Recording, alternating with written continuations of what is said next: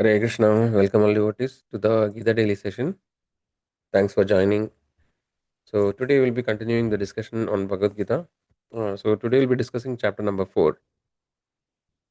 So, let's take the blessings of the Lord, Jagannath Baldev Subhadra Mai Sudarshan, God and Thai, Lakshmi Narasimha and Panchatattva, so that by their blessings we can understand the spiritual topics.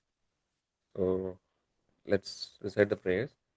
Om Ajnanatimirandasya Jnananjanashalakaya चक्षुरुन्मीलितं येन तस्मै श्रीगुरवे नमः नमः ॐ विष्णुपादाय कृष्णप्रेष्ठाय भूतले श्रीमते भक्तिवेदान्त स्वामिनिति नामिने नमस्ते सरस्वती देवे गौरवाणी प्रचारिणे निर्विशेष शून्यवादी पाश्चात्यदेशतारिणे जय श्री कृष्ण चैतन्य प्रभु नित्यानंद श्री अद्वैत गदाधर श्रीवासादि गौरभक्तवृंद हरे Krishna Krishna Krishna Hare Hare Hare Ram Ram Ram Hare Hare. So let's dedicate the session to His Divine Grace, A.C. Bhaktivedanta Swami Srila Prabhupada, founder Acharya of International Society for Krishna Consciousness. So he has sacrificed his life for spreading the Vedic knowledge to the Western countries, and he has presented Bhagavad Gita in a very simple and practical way, so that all devotees can benefit and apply it in the day-to-day life. So let's thank Srila Prabhupada. The Prabhupada ki jai. So today we'll be discussing the shloka number 4.1 and 4.2. So let's recite the shloka. Shri Bhagavanuvaja imam vivasvate yogam proktavanahamavvyayam vivasvan manave praha manurikshvagave bravid. The personality of Godhead, Lord Sri Krishna said, I instructed this imperishable science of yoga to the sun god, Vivaswan, and Vivaswan instructed to Manu, the father of mankind, and Manu in turn instructed to Ikshvaku. Evam parampara praptam imam rajarshayo vidum sakale nehamagado yogo nashta param tapam. The supreme science was thus received through a chain of disciplic succession, and the saintly kings understood it in that way. But in the course of time, the succession was broken, and therefore the science as it is appeared to be lost. So today we are discussing two shlokas, and now we have moved from third chapter Karma Yoga to the fourth chapter. So in this chapter, Lord actually, in the beginning, Lord actually is giving Arjuna the authenticity of the knowledge which he is speaking, the Vedic knowledge. So of course, Krishna himself is directly speaking to Arjuna. So there is no authenticity required, but the people who are in the Kali Yuga, they may not have faith. So the Lord actually is giving the Vedic references of the knowledge. Okay, so here actually what the Lord is saying in the first sloka, Lord is saying that this particular knowledge, Imam Vivaswate Yogam. So this yoga or this knowledge, I've already spoken no, recently to sun god, Vivaswan. Vivaswan is the current sun god, and Vivaswan has spoken to his son Manu, Vaivasvata Manu, and Manu has spoken to his son Ikshvaku. Ikshvaku was the ruler of the earthly planet. So, and then the next shloka Krishna says, Evam parampara praptam. So, this knowledge actually is coming through a parampara or a disciplic succession. So, and it was actually transferred to Rajarshis. So, the kings of the olden times, they were known as Rajarshis because they were not just kings, but they were also rishis. So, they actually understood the purpose of human life, and they executed the life according to that, and then also they ensured that their subjects whom they rule, they also follow the Vedic tradition, or no, they were also given the spiritual knowledge. So it is mentioned, we discussed some time back, right? A king, a father, mother, a teacher, guru, they all have the responsibility to deliver their subjects. So the king's responsibility is to not only just make the people materially happy, but they should also make them spiritually knowledgeable, so that they can attain the highest success. And then the Lord is saying, Sakalena Magado Yogo Nashta Paranapa. So over the period of time, the knowledge is lost because sometimes the chain is broken. So whenever the chain is broken, the Lord actually makes an arrangement again to re-establish the chain. So in this case, Krishna actually instructed this Arjuna this knowledge 5,000 years ago, in the end of Dwapara Yuga. So we have to understand the importance of these two aspects we are discussing. One is the actual lineage, and second is the importance of parampara. So let's now see the word to word meaning. Sri Bhagavan Uvaja, the Supreme Personality of Godhead said, Imam, this Vivaswati unto the Sun God, Yogam, the science of one's relationship to the Supreme, Proktavan, instructed, Aham, I, Avyayam, imperishable, Vivaswan, the Sun God's name, Manave, unto the Father of mankind, of the name Vivaswata, Praha, told, Manu, the Father of mankind, Ikshvagave, unto the king Ikshvagu, Abravit said, Evam, this, thus, Parampara, by disciplic succession, Praptam, received, Imam, the science, Rajashraya, the saintly kings, Vidu, understood, Sa, that knowledge, Kalena, in the course of time, 7:15, Iha, 7:30 ಹೋಗೋಣ ಚಳಿ ನಂಗೆ.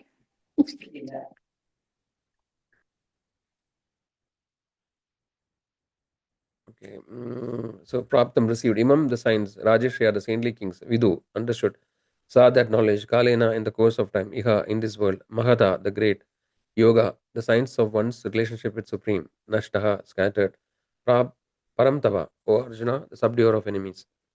So let's discuss the topic little more detail. So so basically we'll come back. So the Lord actually, as I mentioned in the beginning, Lord is giving how the knowledge is coming and what is the authenticity of the knowledge. So we have actually discussed a couple of sessions before the importance of Vedic knowledge. So the word Veda means knowledge, right? And generally, when we talk Vedic knowledge, it means the knowledge which is coming in the Vedic body, right? So Vedas are actually the vast body of knowledge, and Vyasdev, who is incarnation of Krishna, actually divided the Vedas into four, right? And he has written the other, scriptures like Puranas, etc. So it's a vast body of knowledge, and this knowledge actually, though it is compiled by Vedavyas, who is also the Lord's incarnation, it is considered as Apaurushaya. So what it means is that it is not actually written by some human being or an immortal being. No? It is coming from the Supreme Lord Himself. It's coming from higher source or it comes from the spiritual source. Right. So we have seen that Lord Brahma is the first created being in every universe. So there are unlimited universes and Brahmaji is the first created. And the Lord actually, when along with the creation, the Vedic knowledge is imparted to Lord Brahmaji first, right? And Brahma actually imparts to his disciples like Vasudev, Narad Muni, etc. And it comes through a disciplic succession. And sometimes it is broken. And when it is broken, in Lord actually saying that he again instructed the knowledge, right? So to Vyavaswan, the king sun god. So this is the parampara of the Vedic knowledge. So we have to understand that no, it is not something of it is not something which is recently compiled. The essence of the Vedic knowledge is always existing. The Vedic knowledge is coming from the Supreme Lord. Basically, it is just like we have discussed. No, when we manufacture a machine, right, like a car or a washing machine or anything, we also have a manual how to operate. Right. Similarly, the Vedic knowledge is the manual for the human beings. How actually we can live in this material world. Right. What are the rules and regulations? How we can be happy in the material world, and also it talks about how we can get out of this temporary illusionary world and go back to our spiritual position. So this Vedic knowledge is that way, it is eternally existing, right? And then it is coming through a parampara. So now we will look at some more timelines, so what actually is a timeline? So I'll just again share my screen.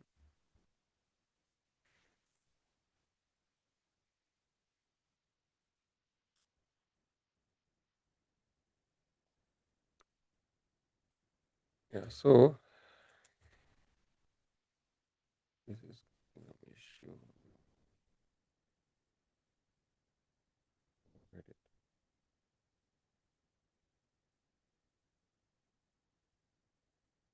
Oh, anyway, so we can see here actually, so this diagram is actually showing the Vedic timeline, right? So basically, when the universe is created, Lord Brahmaji is also created along with that, right?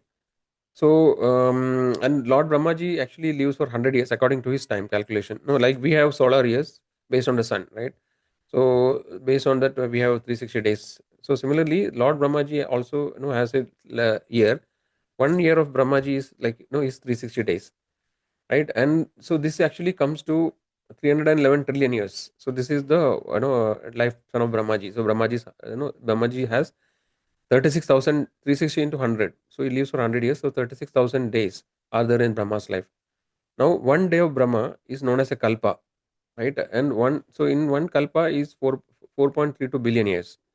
And in 1 day of Brahma, there are 14 manus, 14 manvantaras. Accordingly, 14 manvantaras are there.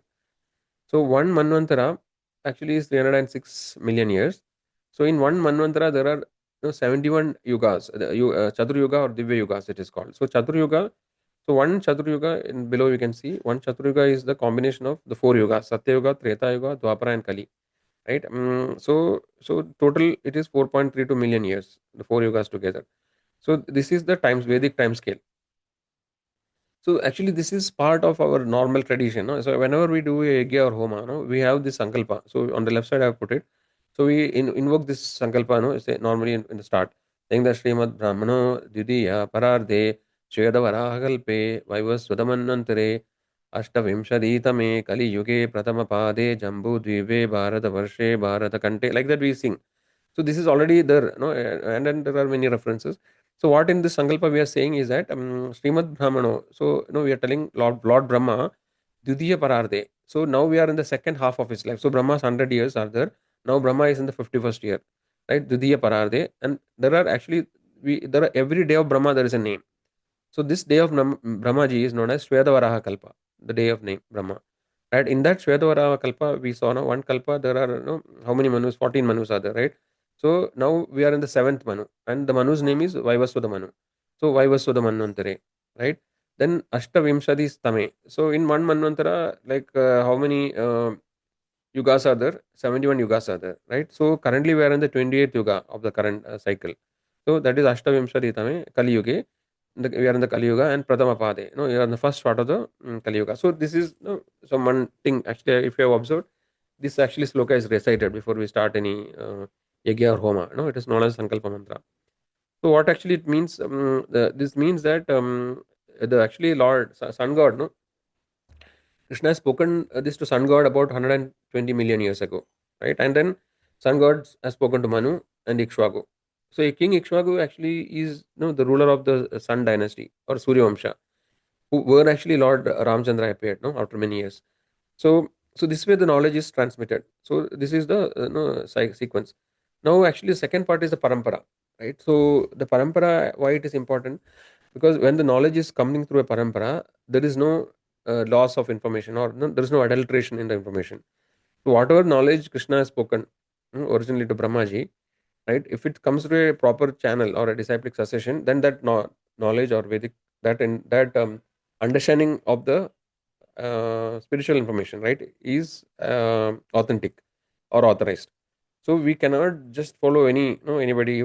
Many people try to interpret Bhagavad Gita in their own ways, right? So that actually is not authorized. So understanding it comes to a disciplic, unbroken disciplic succession, then the knowledge actually is not really considered authorized. So what is the parampara we are belonging to, right? Our parampara is called Brahma Madhava Gaudiya Sampradaya.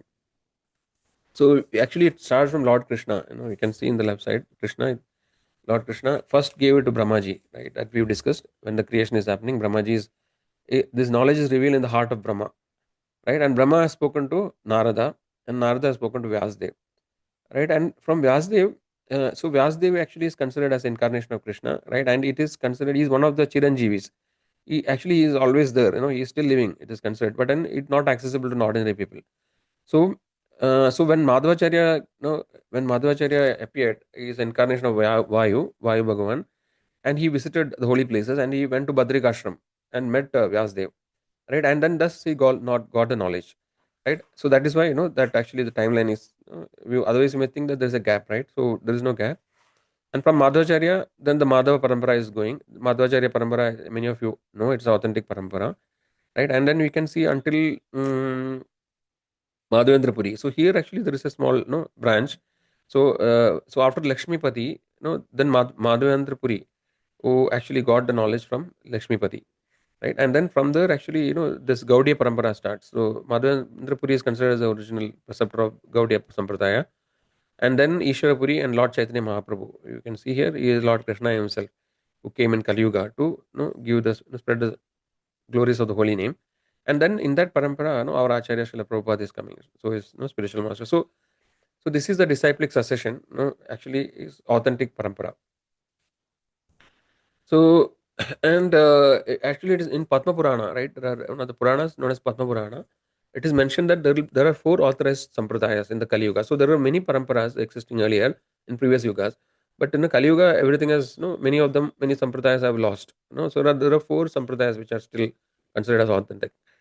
So, it is mentioned in Uttarakanda, Kanta, 25.7, that sampradaya vihinahi mantraste nishpala matha adau kalau bhavishyati chaturva sampradayina. And further, it talks about each sampradaya, Sri Sampradayam Mahadeva. So it is given actually in the scriptures. So, what are the four paramparas in Kali Yuga? So, one is the parampara which we are belonging to, Lord Brahma's parampara, Brahma Madhava Gaudiya parampara. That is one. Or the Madhavacharya, Madhava Sampradaya, right? This is one authorized Sampradaya. So, it comes from Lord Brahma, and the primary Acharya is Madhavacharya. Then there is a Sri Lakshmi Sampradaya, or Sri Sampradaya. So, this is, we know the Sri Sampradaya, the Ramanacharya is the main spiritual preceptor. Then from Lord Shiva, there is a sampradaya known as Rudra Sampradaya, where Vishnu Swami actually is the Acharya in that. Then there is sampradaya from four Kumaras. So the four Kumaras, he heard it from Lord Shesha, right? And then that sampradaya, the Acharya is Nimparkacharya. So these are the four authorized sampradaya. And it is mentioned that actually, if you take Diksha in any of these four sampradayas, or if you receive the mantra, initiation mantra from these four sampradaya, then actually it is considered as authentic, right? Because it is an unbroken disciplic succession, right? Otherwise, it is mentioned that mantra will not have effect. It's sampradaya vihina, ye mantras te nishpala. So in today's world, no, people are actually, there is no proper information, right? So there are so many so-called gurus. They claim, no, that they know Bhagavad Gita, like they try to interpret it in their own way. So these may not have these interpretations. If you read or understand, it will not have very long standing results, right? But actually, we can see that if anybody follows an authorized parampara and read Bhagavad Gita in the authorized parampara, then the person's life will get transformed because it is coming from an authorized parampara, right? Definitely, if you sincerely take up the Bhagavad Gita or spiritual topics in the parampara, then we can see a visible transformation in the life of the people. So that you can observe in our day-to-day life. So yeah, so these are the main topics today we want to discuss. I think there's no time for story today. So yeah, so what are the summarize today's discussion? So in the fourth chapter, the beginning, Lord actually is giving Arjuna information about the authenticity of the Vedic knowledge, right? And how it is coming through a parampara, right? How the Lord actually has given the knowledge, to sun god, and how it is coming through that parampara. And when it was broken, again the Lord actually is speaking to Arjuna, right, in the beginning of Dwapara Yuga. So if you take the recent thing also, it is at least 5,000 years ago. But then this knowledge is always existing. And as we saw the cycle, the Vedic system timeline is a cyclic timeline, and where actually creation and destruction happens. So what is mentioned? So every this Kalpa day of Brahma we discussed, right? So every night of Brahma, all the lower planetary systems are destroyed, which includes the Earth, earthly planets, Bhumandala, then Swargaloka. All these planetary systems are destroyed at the night of Brahma, right? And then so every day there are 14 manus, right? I mentioned all the demigods post is only for one manvantara. So demigods is a role, they come and go. But every day of Brahma, every night of Brahma, there's a partial destruction of the creation, where all this lower planetary system, including the Earth, everything is lost. So we can imagine, no, all the knowledge is left temporarily lost along with all the destruction. So the Lord again and again comes and gives the knowledge, or because Brahmaji is having this knowledge, in the next day of Brahma, he actually imparts the knowledge to the subsequent parampara.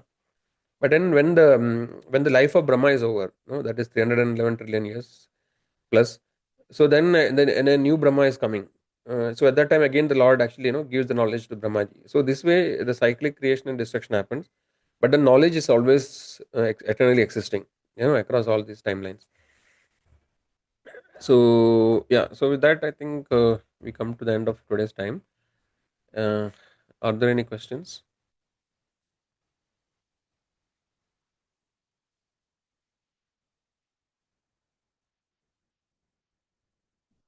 So I would like to thank everybody for joining daily. So if somebody wants to leave, they can leave. If there are any questions, you can unmute and ask, or you can put it in the chat.